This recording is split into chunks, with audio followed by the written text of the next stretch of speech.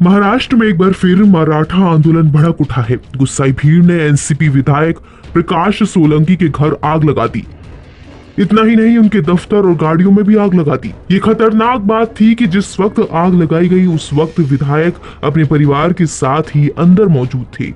घटना के बाद एनसीपी विधायक प्रकाश ने कहा कि मेरे घर पर मराठा आरक्षण की मांग कर रहे लोगों ने हमला कर दिया और फिर घर में आग लगा दी।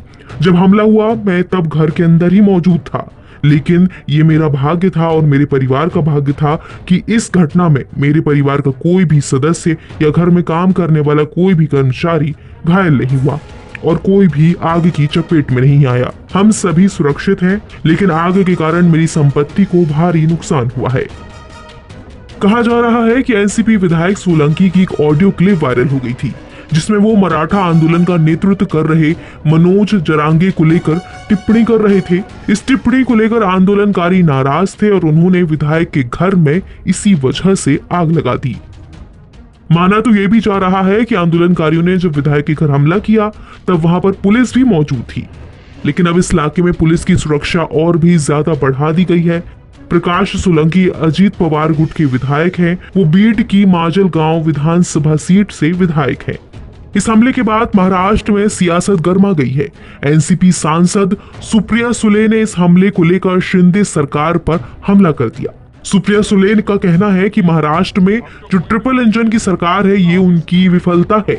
आज एक विधायक का घर जलाया जाता है। गृह मंत्रालय क्या कर रहा है और गृह मंत्री क्या कर रहे हैं, ये उनकी जिम्मेदारी है। इस पर महाराष्ट्र के मुख्यमंत्री एकनाथ शिंदे की भी प्रतिक्रिया आई। उन्होंने कहा कि मनोज जरांगे पाटिल को इस घटना पर ध्यान देना चाहिए कि ये विरोध क्या मोड़ ले रहा है, ये गलत दिशा में जा रहा है।